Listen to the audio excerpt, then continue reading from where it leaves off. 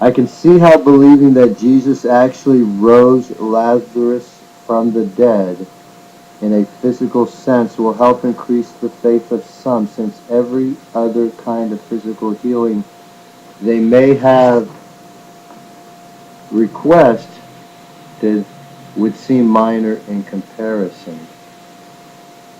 If he can raise the dead, he can certainly heal their cancer, for example.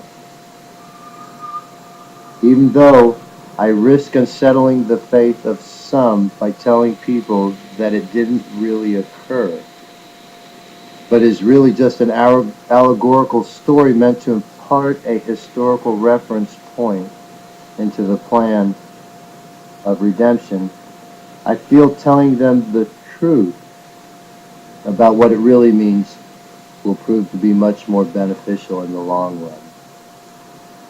Looking at it my way opens their eyes to the truth that I may in fact be Jesus, and I have returned, since I can't do physical healings either, while continuing to let them look at it their old way will keep them blind to that truth, since they are expecting physical healing miracles that don't really occur or happen as proof of my divinity.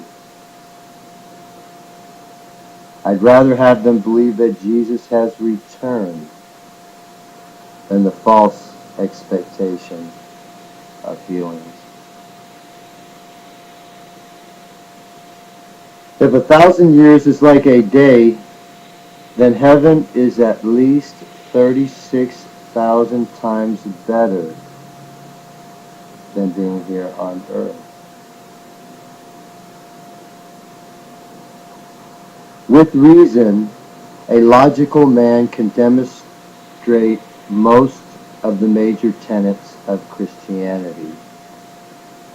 However, there are some truths held by Christians that may even be inconsistent with reason, and therefore can only be held by faith, which requires us to accept the teaching authority of the Church and the Scriptures. Although we can no more than speculate, if it wasn't for the dogmatic teaching of the Church that Mary's original sin may have been atoned for by the eternal Christ prior to her birth, which allows us to claim that she was immaculate conceived, but still received salvation through Christ like everyone else needs. We can know with absolute surety that it had at least occurred by the time it was announced to her that she, as the favored one, full of grace, would conceive and bear the Son of God, who would atone for the original sin of all believers. Because you can't be full of grace unless your original sin has been wiped clean.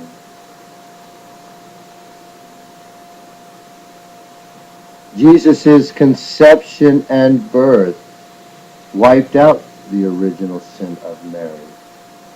Jesus' death and resurrection wiped out the original sin for the rest of us. I pray, our Father who art in heaven, hallowed be thy name. I pray thy kingdom come, thy will be done on earth as it is in heaven. I pray give us this day our daily bread. I pray forgive us our sins as we forgive those who sin against us. And I pray lead us not into temptation, but deliver us from the evil.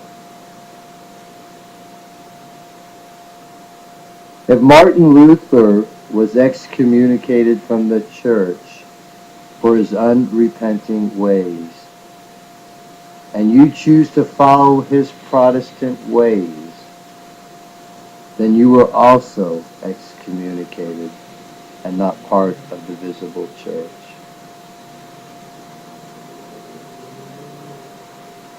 I expect everyone who is a real Christian to be part of both the visible and invisible church.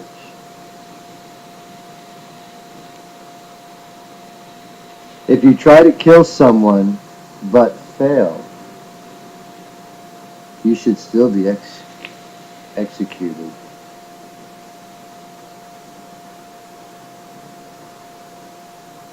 You're not being intellectually honest with yourself or morally honest with God if you were involved in some way with a sin. But you claim you're not really guilty of it just because you were not caught or they can't prove it. God requires us to be honest even when He doesn't expect us to admit it to anyone but Him and a priest during confession.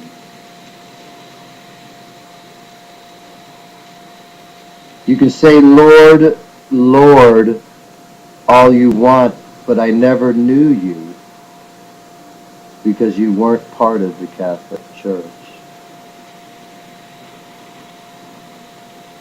You need to become a Catholic unless you want to hear Jesus tell you that He never knew you. I did know some of you once, if you were raised a Catholic, but now I don't know you because you burnt off in your foolishness to find the Spirit elsewhere when you became a Protestant.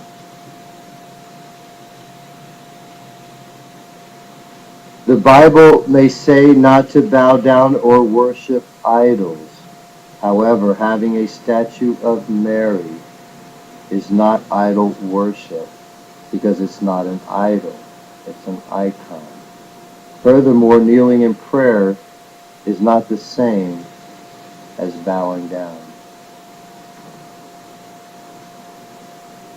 According to God's plan of salvation, Gentiles were predestined to be saved also. It's really sad how some former Catholics, in their extreme hatred for the Church, are willing to condemn their own grandmothers and mothers to hell because they think they weren't saved just because they said the rosary and asked Mary to pray for them. When in fact saying the rosary and praying to the Mother of Jesus on a daily basis is evidence of their salvation.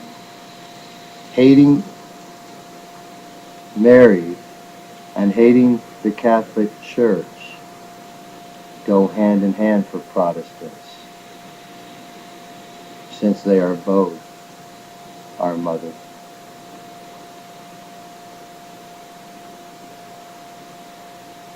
I experienced so much anti-Catholic bigotry while in prison, it felt like I was in hell.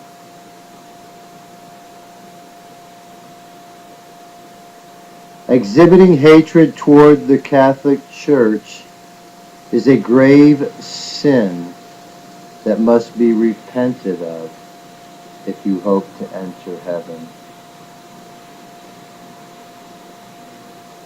As a means of keeping Catholics from leaving the Church when they get older, they should be repeatedly told when they are young that if they ever leave the Church, they will end up going to hell.